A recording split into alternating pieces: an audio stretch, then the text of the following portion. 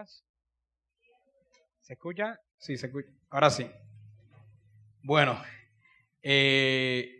por el día de hoy, vamos a hacer una pausa a la serie que estamos llevando conmigo, que es la serie Entre las Crónicas de Dios y su Pueblo. Hoy tocaba que predicáramos sobre Ruth y Noemí, pero vamos a dejarlo para el próximo sermón porque nuestro libro de orden nos exige, y bueno, no solamente el libro de orden, sino que como hoy tenemos una ordenación de diáconos, entonces debemos hablar sobre la naturaleza de este oficio, de la diaconía, pero a la vez no solamente es una clase sobre diaconía, sino una aplicación para nosotros sobre la diaconía, y también guiaremos al Evangelio sobre cómo la diaconía nos conduce a Cristo y nos conduce al Evangelio. Amén.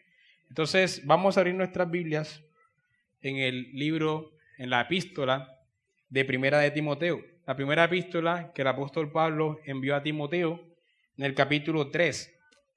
Primera epístola del apóstol Pablo a Timoteo, capítulo 3. Vamos a leer desde el versículo 8 al versículo 13. Primera epístola del apóstol Pablo a Timoteo, capítulo 3, versículo 8 al 13. Y si nada le impide, puede ponerse de pie para que todos leamos la santa palabra de Dios.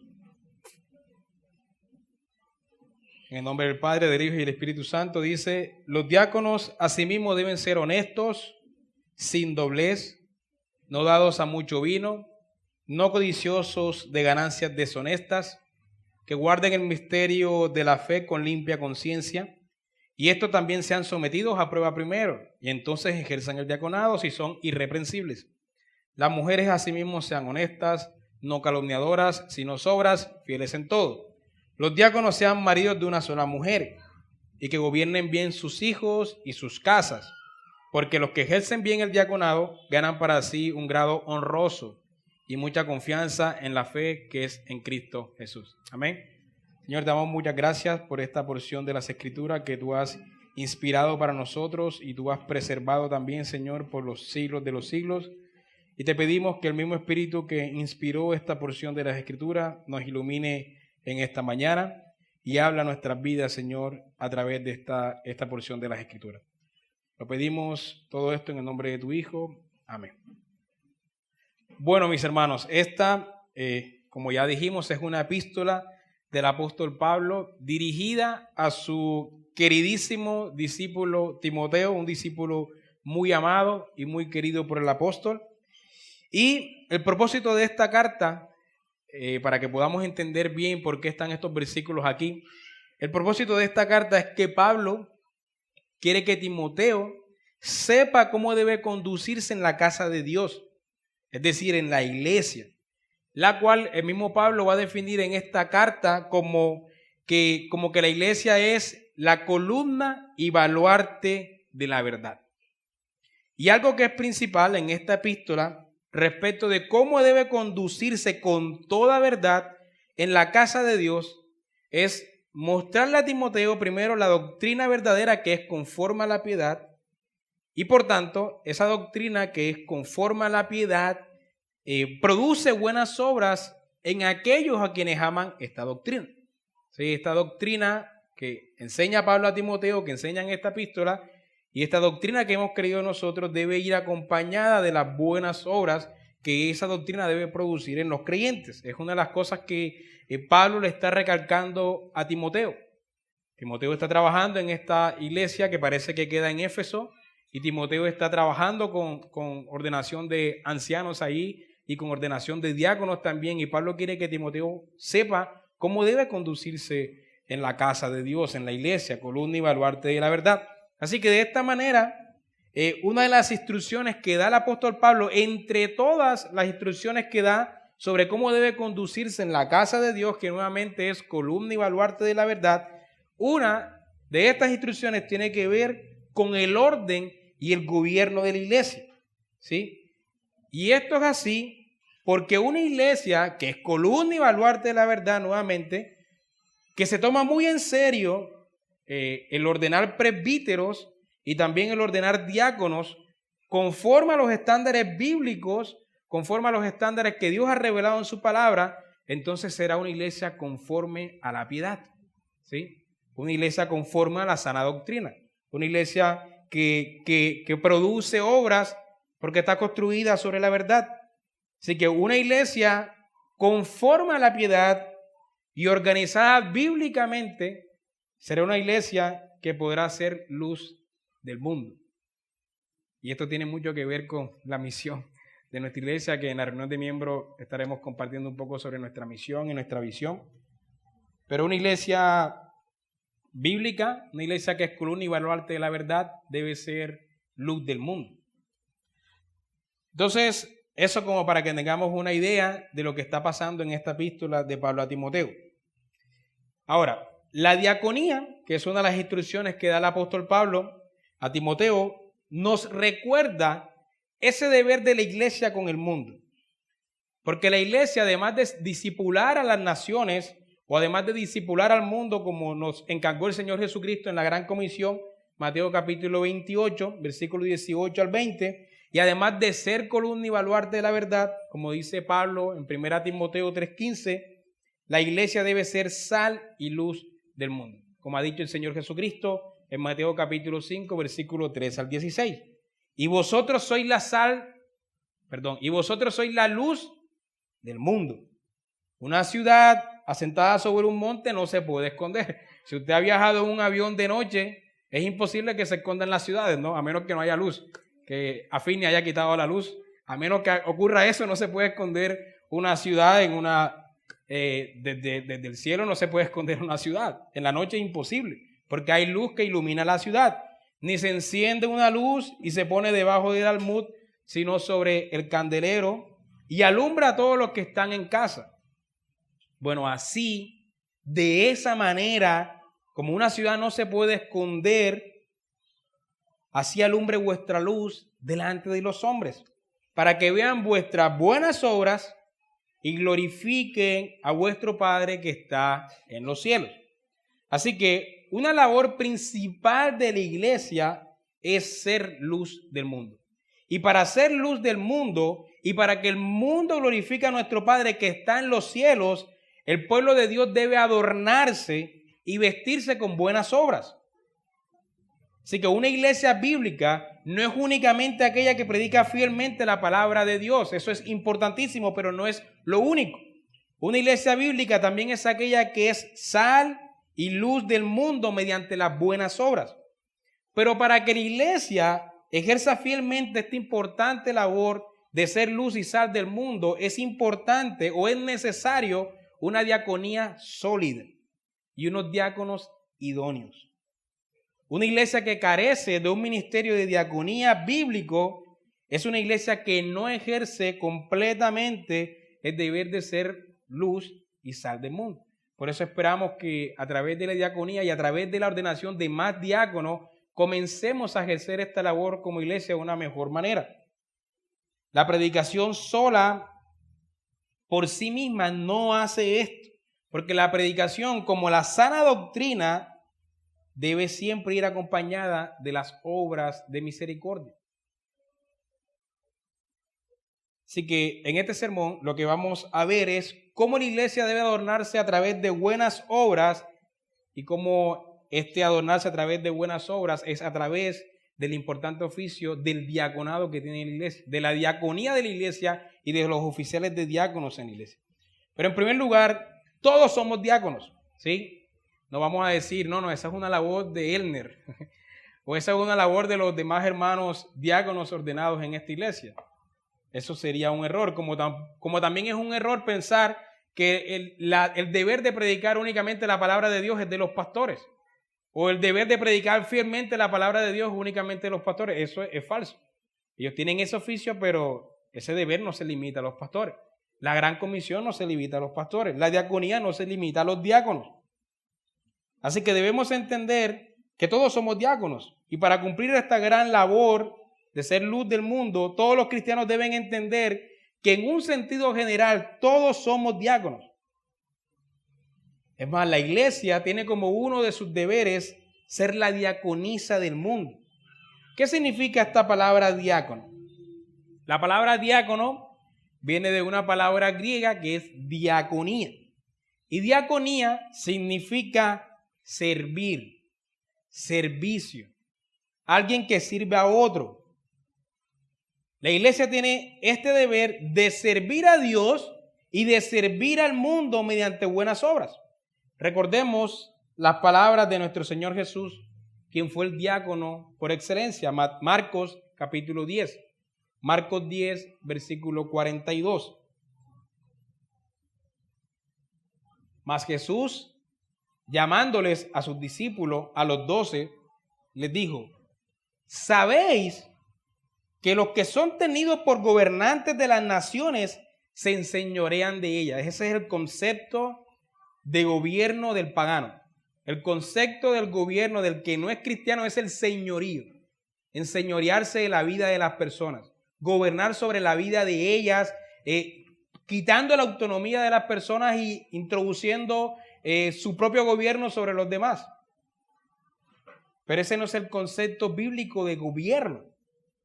Y sus grandes ejercen sobre ellas potestad.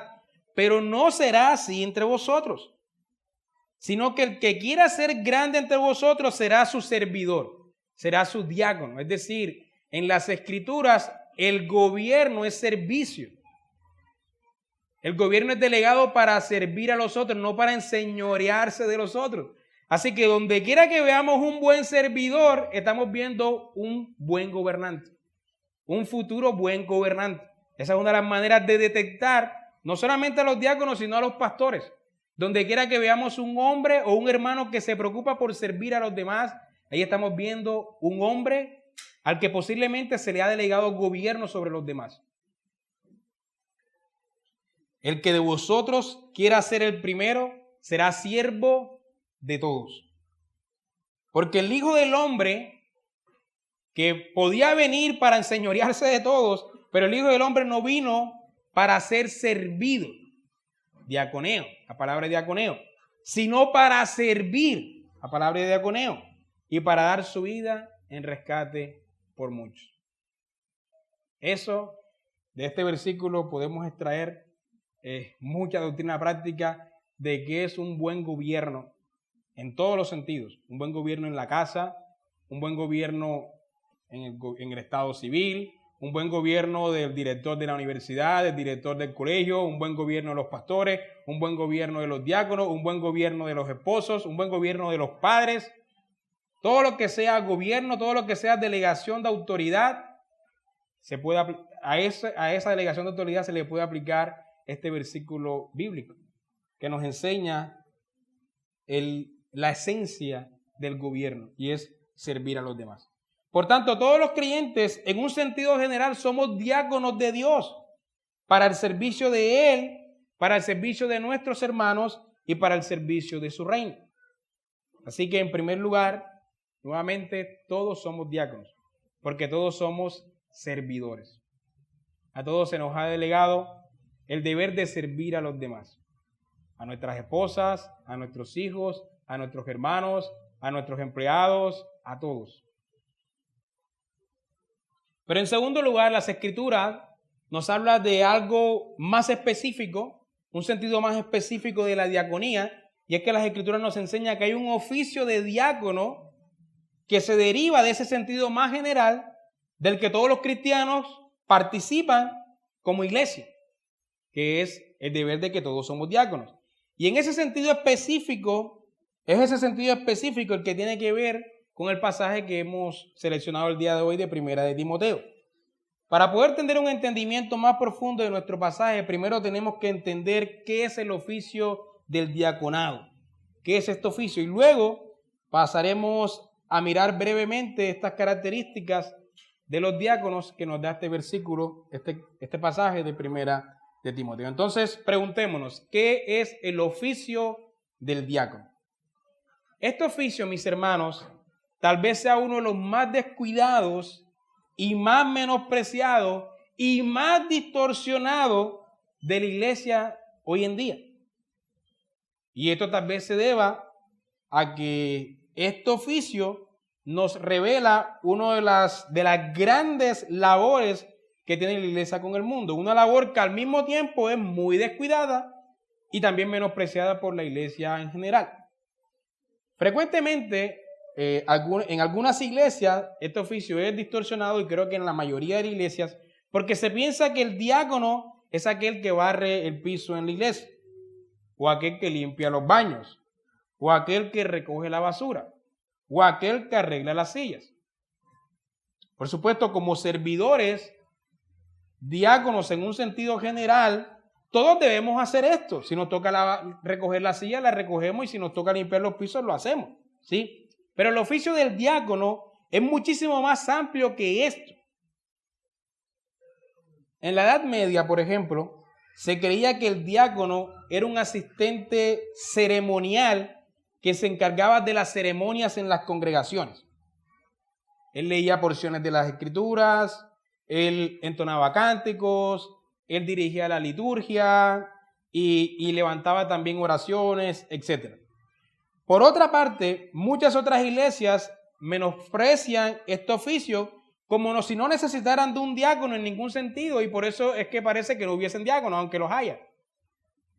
A tal punto que hay congregaciones muy antiguas que nunca han querido ordenar un diácono. Nunca se han preocupado por ordenar un diácono. Pero nuestro Señor Jesucristo no es loco para dejar un oficio que sea innecesario, ¿cierto? Todas estas distorsiones y menosprecios del oficio de diácono están muy alejadas de la realidad del diaconado bíblico. Pero entonces, ¿qué es un diácono? Según las Escrituras. Aunque en la Biblia hay poca información sobre sus deberes y funciones, lo poco que se nos dice es lo suficientemente claro para darnos luz sobre su rol en la iglesia. Y hay dos pasajes en el Nuevo Testamento que de forma directa nos permiten inferir las funciones y los deberes de los diáconos. Y hablo de forma directa porque indirectamente en el Antiguo Testamento, tanto en el Antiguo Testamento como en el Nuevo Testamento, encontraremos mucho sobre la diaconía. Pero directamente estos dos pasajes nos hablan de la diaconía. En primer lugar, podemos inferir las funciones y los deberes del diácono del significado de la palabra diácono y de la labor social de la iglesia con el mundo. Como ya vimos, la palabra diácono proviene del acto de servir a otros. Y como ya vimos, la iglesia tiene un deber social con el mundo de ser luz del mundo. Este hecho nos sugiere que la labor del oficio del diácono tiene que ver específicamente con que la iglesia pueda cumplir ordenadamente y fielmente con este deber y función de ser luz del mundo mediante buenas obras. Es decir, que cuando el oficio del diaconado es descuidado, menospreciado o distorsionado, la iglesia se aleja en gran manera de cumplir obedientemente con su rol hacia el mundo. Y de esta manera, una iglesia sin diáconos es una iglesia que limita en gran parte sus funciones. Pero en segundo lugar, podemos inferir las funciones y deberes de un pasaje bastante claro que es Hechos capítulo 6. Hechos 6, versículo 1.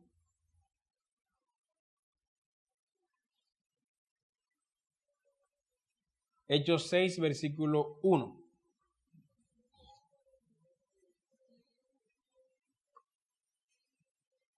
En aquellos días, como creciera el número de los discípulos, hubo murmuración de los griegos contra los hebreos, de que las viudas de aquellos, es decir, la viuda de los griegos, eran desatendidas en la distribución diaria. Entonces los 12 apóstoles convocaron a la multitud de los discípulos y dijeron: no es justo que nosotros dejemos la palabra de Dios para servir a las mesas. No que ellos no quisieran servir a las mesas, sino que como la iglesia estaba creciendo, el tener que servir a las mesas conducía a que se descuidara la palabra de Dios. Y eran 12 hombres. Y dicen que se estaba descuidando la palabra de Dios en una iglesia muy grande porque tenían que servir a las mesas. Y nuevamente, no que no quisieran hacerlo, sino que hay un orden en la iglesia y si no se ordenaban otros hombres, entonces la palabra se iba a descuidar y no es necesario que se descuide la palabra. Se pueden hacer ambas cosas, se pueden servir a las mesas y también se puede predicar la palabra. Entonces ellos dijeron: buscad pues, hermanos de entre vosotros, a 7 varones de buen testimonio, llenos del Espíritu Santo y de sabiduría, a quienes encarguemos de este trabajo. Y nosotros persistiremos en la oración y en el ministerio de la palabra. Agradó la propuesta a toda la multitud y eligieron a Esteban, varón lleno de fe y del Espíritu Santo, a Felipe, a Prócoro, a Nicanor, a Timón, a Parmenas y a Nicolás, prosélito de Antioquía, un gentil. Estamos más familiarizados con Esteban y con Felipe, ¿cierto? Porque también predicaban y también se nos muestra en el libro de Hechos cómo Esteban es muerto y cómo Felipe bautiza, de hecho, al etíope, ¿cierto? Los otros 5 no estamos familiarizados con ellos, pero eran 7 que fueron ordenados en esa ocasión. Y se dice, a los cuales presentaron ante los apóstoles, quienes, orando, les impusieron las manos, como haremos hoy con el hermano Erne. Y crecía la palabra del Señor, y el número de los discípulos se multiplicaba grandemente en Jerusalén, y también muchos de los sacerdotes obedecían a la fe.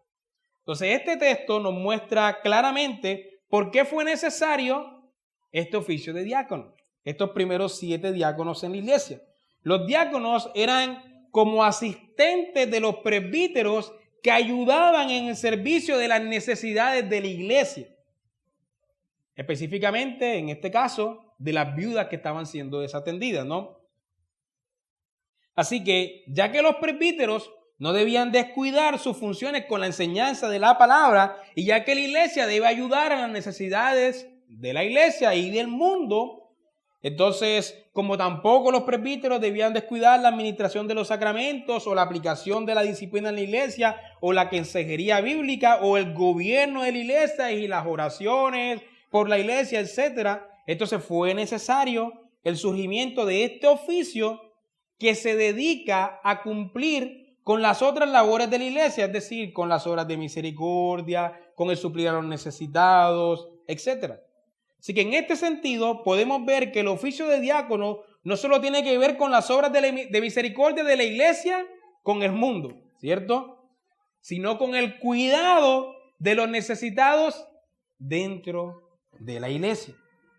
Es decir, el asistir a los enfermos, el asistir a los que tienen hambre, el asistir a las viudas, el asistir a los huérfanos, el asistir a los extranjeros, el asistir a los pobres y a todos los necesitados dentro de la congregación. Así que nos podemos dar cuenta que este ministerio es un ministerio bastante importante y bastante relevante y de mucha utilidad en una iglesia.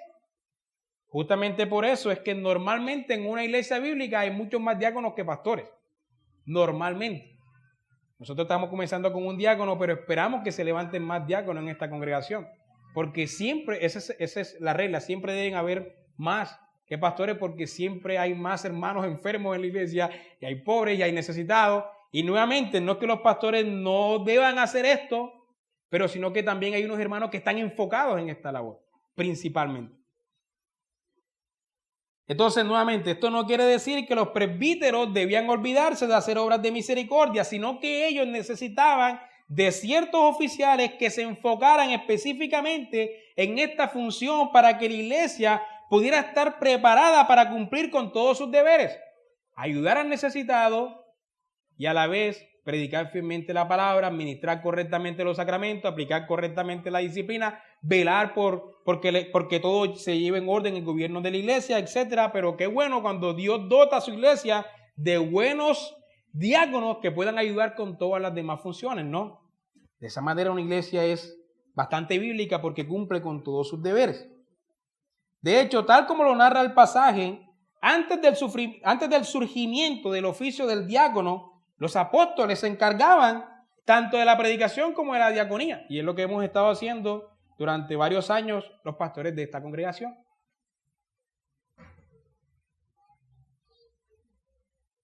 Pero debido a que la iglesia creció, fue necesario el surgimiento de este oficio para que ni la predicación de la palabra por un lado, ni la ayuda al necesitado por el otro se vieran afectadas por ministros cargados, porque si se enfocan en el asistir a los necesitados, descuidan la palabra. Y si se enfocan en la palabra, entonces se descuida el necesitado. Pero en una iglesia bíblica ambas cosas deben ser atendidas y bien atendidas. De esa manera ni la palabra, ni los sacramentos, ni la disciplina, ni la consejería y por supuesto ni las obras de misericordia serán descuidadas en una iglesia sana. Así que la necesidad de tener a ambos oficiales, tanto presbíteros como diáconos, era con el propósito de que ninguna función de la iglesia fuese descuidada y así la iglesia pudiera cumplir con su deber tanto de discipular a las naciones como de ser luz del mundo.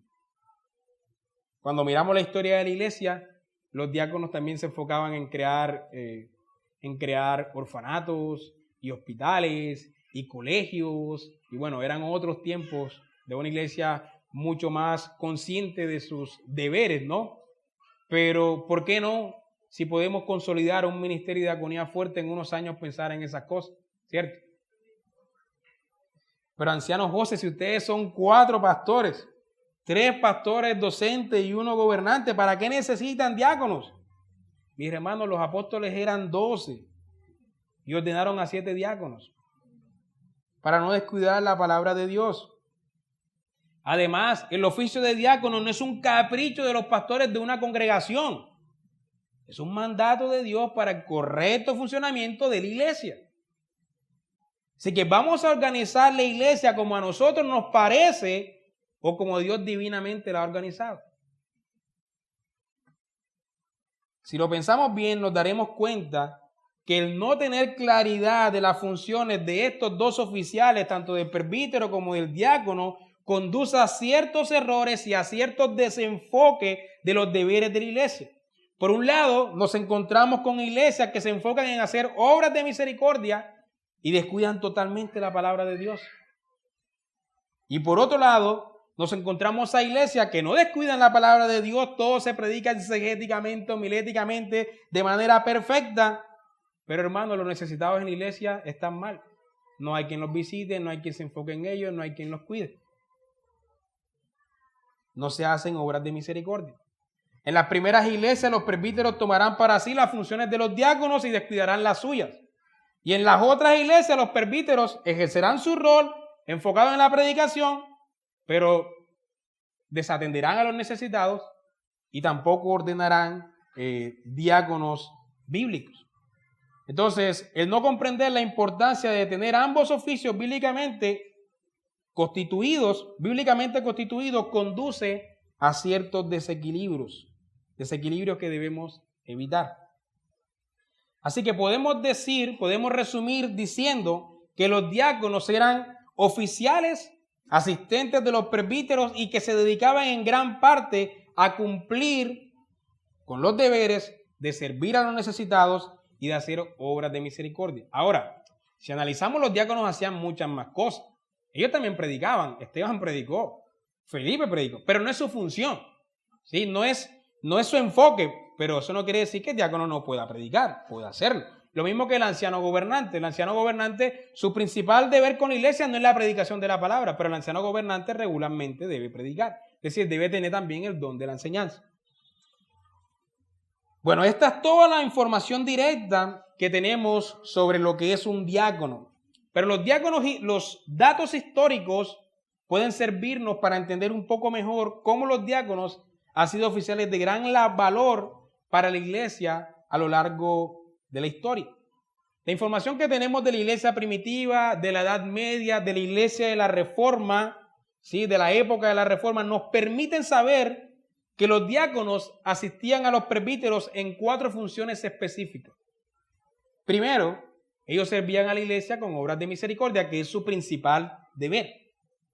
Visitaban, atendían y asistían a los enfermos, visitaban a los mártires en las cárceles, que hoy día, bueno, no tenemos mártires en la cárcel, pero se visitan a los mártires en la cárcel también, eso es lo que hacían en la iglesia primitiva.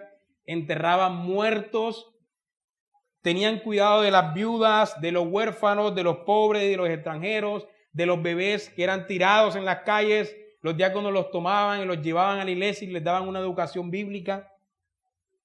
Segundo, ellos asistían en la educación congregacional, predicaban ocasionalmente, ayudaban en la catequesis, es decir, en el discipulado, en los grupos de membresía, en los discipulados a nuevos prosélitos, ellos ayudaban en el evangelismo, ayudaban en las consejerías también, y ayudaban en el mantenimiento y en el cuidado de las locaciones, que es también una labor importante. Por eso, normalmente las iglesias han tenido y nuestro libro de orden lo dice, una junta de diáconos.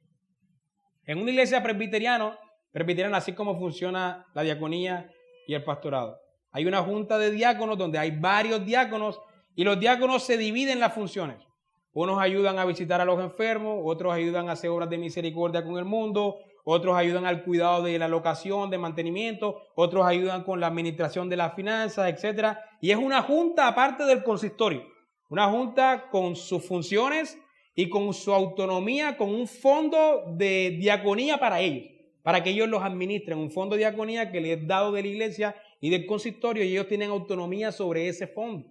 Y de esa junta de diáconos, uno de los ancianos gobernantes o uno de los pastores de la iglesia es miembro de esa junta, para que de esa manera haya una constante comunicación entre la junta de diáconos y el consistorio, ¿sí? A través de un oficial que es miembro de ambas, que por lo general es el anciano gobernante. Y de esa manera una iglesia puede trabajar coordinadamente con la junta de diáconos y con el consistorio. Y pueden leer nuestro libro de orden, ahí se explica claramente esta junta de diáconos y este consistorio cómo trabajan de la mano.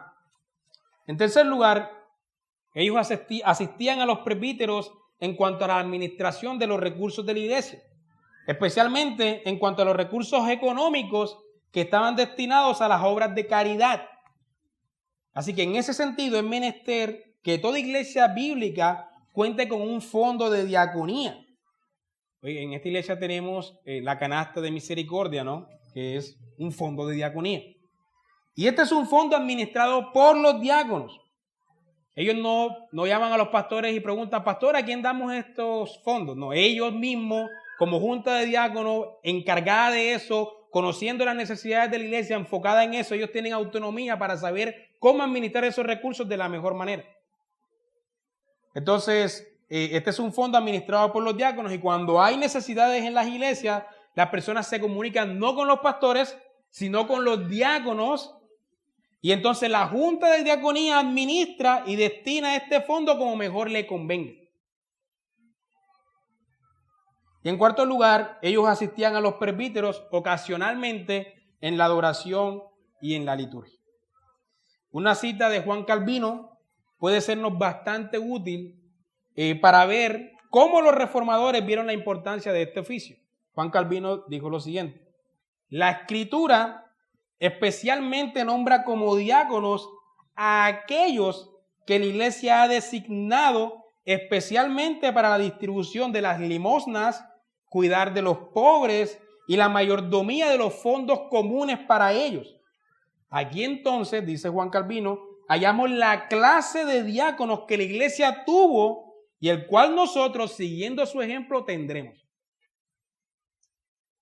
Un autor llamado Humberto Pérez dice lo siguiente: estas ideas calvinistas, escuchen esto, hermanos, estas ideas calvinistas, lo que acabamos de leer de Calvino, recibieron concreta aplicación en Ginebra, Suiza, donde hubo dos grupos de diáconos, uno que distribuía las limosnas y los otros se ocupaban de los enfermos. La junta de diáconos se distribuía esas labores de misericordia. Y estos datos y estas citas históricas nos confirman lo que vemos en las Escrituras y nos dan bastante luz sobre este oficio. William Hendrickson también dice algo sobre los diáconos que nos es de mucha utilidad. Dice lo siguiente: aunque el Nuevo Testamento contiene solo unas pocas referencias específicas a los diáconos, esto no significa que la obra del diácono era considerada de un valor inferior. Era y es una tarea gloriosa. Está basada en la cariñosa preocupación de Cristo por su pueblo. En consecuencia, los diáconos fueron elegidos para servir a las mesas. Su tarea específica es recolectar las ofrendas que el pueblo de Dios trae en gratitud al Señor, distribuir estos dones en el espíritu adecuado a todos los que están necesitados para prevenir la pobreza donde quiera que sea posible hacerlo, y por medio de sus oraciones y palabras basadas en las Escrituras, consolar y alentar a los angustiados. ¿Nos damos cuenta de lo glorioso que es este oficio? Así que podemos ver cómo el Estado moderno, cómo nuestro gobierno nacional y todos los gobiernos de la actualidad han robado en gran medida las funciones que son de la iglesia y específicamente de los diáconos, ¿cierto? La diferencia sustancial realmente es que mientras el Estado moderno ejerce estas funciones con impuestos coercitivos sobre la población, la iglesia lo hace con sus diáconos, con las ofrendas voluntarias que las personas traen. Pero ahora bien, pareciera que mientras más la iglesia se desentiende de esta función, más el Estado toma para sí esa función. Es decir, de cierta manera Dios ha estado usando al Estado para que tome las funciones que la iglesia descuidó. Pero a medida que la iglesia va entendiendo ese deber y los diáconos van entendiendo ese deber, poco a poco la iglesia puede ir supliendo esas necesidades. Si todas las iglesias de Colombia tuvieran una conciencia de esto, hermanos, ¿qué no se pudiera hacer, no? Entonces el nombre de Dios sería glorificado, porque entonces la iglesia sería luz del mundo. Y entonces la gente del mundo no diría, no, esos pastores se roban la plata, mira el pastor con la camionetona, y mira el pastor, no, esos diezmos es para enriquecimiento del pastor, ¿cierto? Pero si la iglesia hiciera lo que debiera hacer, la gente dijera, wow, yo no soy cristiano, pero yo voy a llevar esas ofrendas, porque esas ofrendas se van a usar para el cuidado de los que lo necesitan. Y entonces la gente, en vez de blasfemar de Dios, glorificarán a nuestro Padre que está en los cielos, porque verán vuestras buenas obras y glorificarán al Padre que está en los cielos, dice Mateo capítulo 5. Así que por todo lo anterior, mis hermanos, surge ante nosotros la necesidad e importancia de contar con diáconos bíblicos en nuestras congregaciones. Queda claro que este oficio es necesario y de suma importancia en nuestras iglesias. Y está claro que una iglesia que cuente con buenos diáconos será una iglesia obediente a Dios y será una iglesia luz del mundo.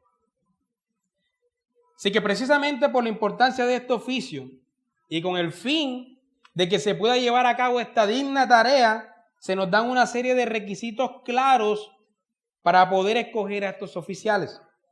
El hecho de que estos requisitos estén inmediatamente después de los requisitos para escoger a los presbíteros y el hecho de que sean tan similares a ellos, porque los leemos y son muy similares, nos muestra el deber de tomarnos muy en serio tanto el oficio como la ordenación de diáconos. Ahora, es importante hacer un paréntesis aquí. La iglesia no llama a los diáconos. El llamado viene de Dios solamente.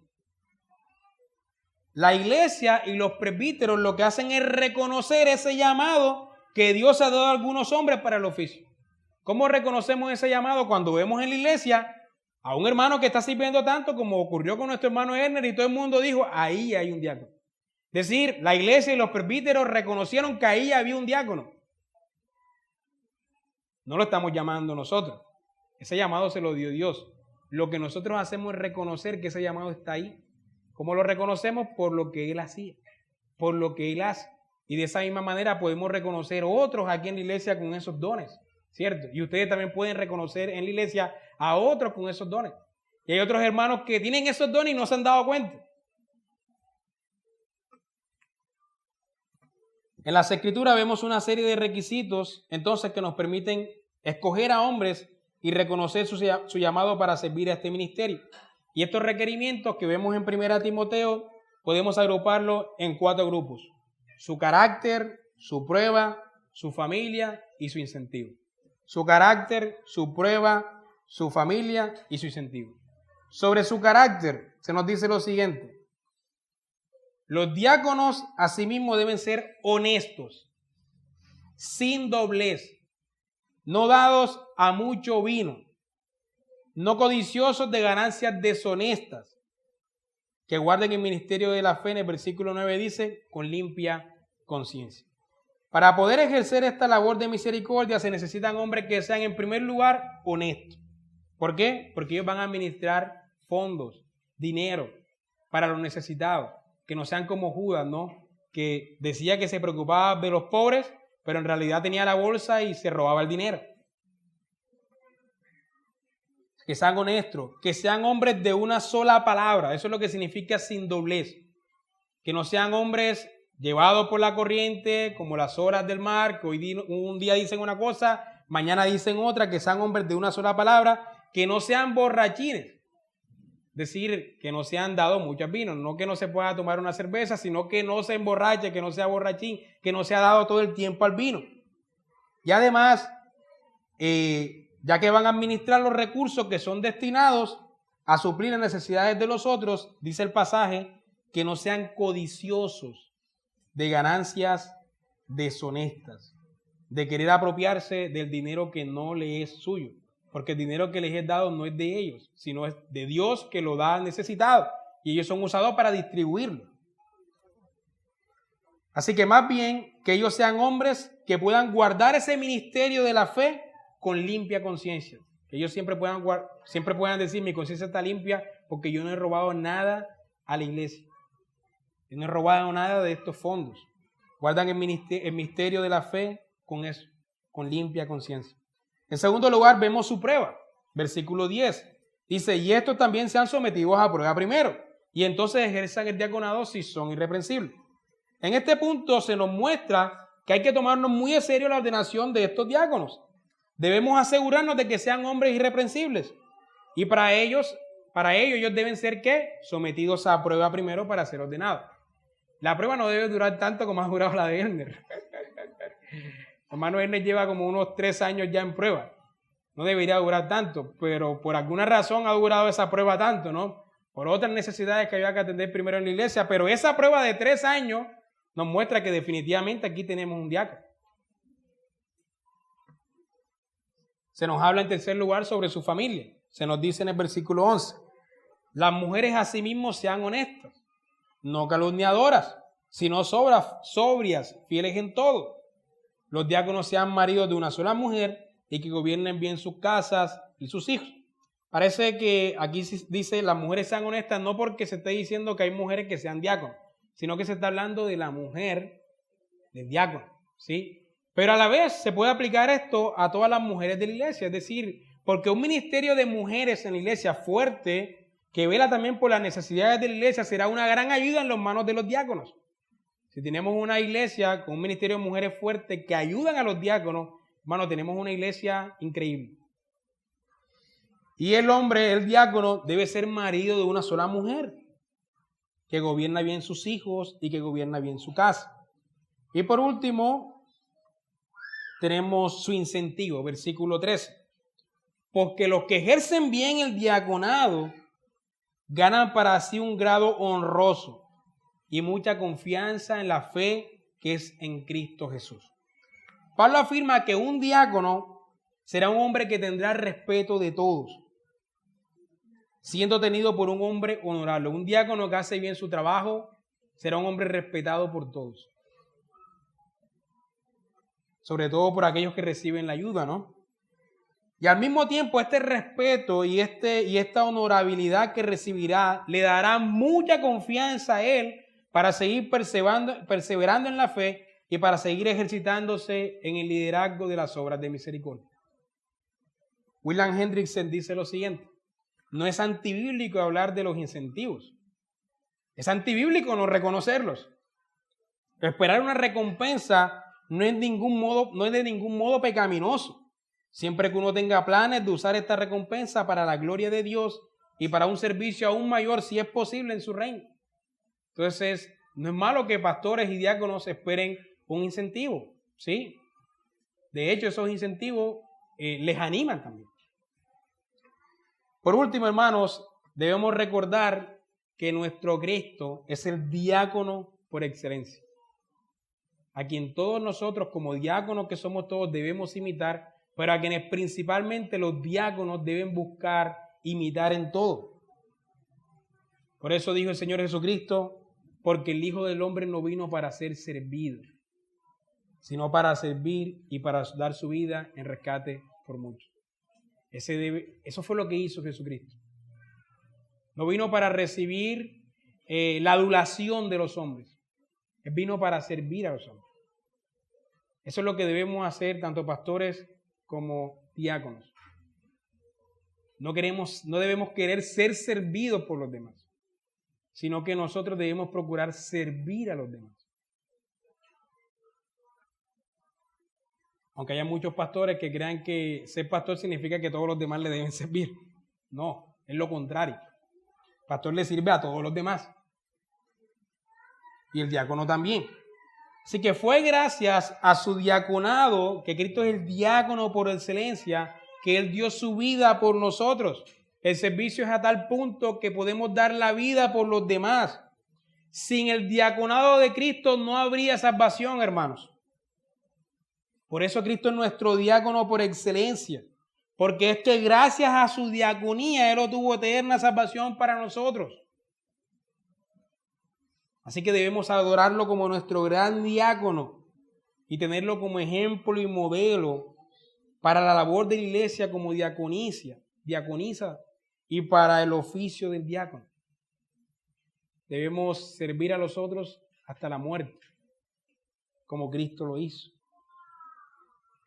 Así que debemos orar a nuestro buen Dios para que, así como ha provisto de presbíteros bíblicos en esta congregación que no descuidan su palabra, Él también nos provea de diáconos bíblicos que no descuiden el servicio a las viudas, a los pobres, a los huérfanos, a los enfermos, a los necesitados, a las necesidades de la iglesia, de la locación de la iglesia, etc. Y no solamente debemos orar para que Dios nos provea de buenos diáconos a nosotros como congregación, sino que Dios provea de buenos diáconos a toda la iglesia universal. Es decir, a toda congregación bíblica en cada rincón del planeta, para que la iglesia, que es columna y baluarte de la verdad, ejerza su rol de ser luz del mundo. Y entonces así los hombres vean vuestras buenas obras y glorifiquen a vuestro Padre que está en los cielos. Amén. Gracias, Señor, por tu palabra. Gracias porque nos has hablado en esta mañana sobre la importancia de este oficio. Te damos gracias porque tú nos has provisto de un diácono, Señor. Pero te pedimos que tú nos proveas de más diáconos. Pero gracias por el que nos has provisto hoy. Y Señor, hoy vamos a ordenar un diácono por primera vez en la historia de esta congregación que tiene 11 años. Y te alabamos por eso, Señor. Gracias porque 11 años después tú permites esto. Te pedimos que sea el primero de muchos, Señor. Gracias. En nombre de tu Hijo. Amén.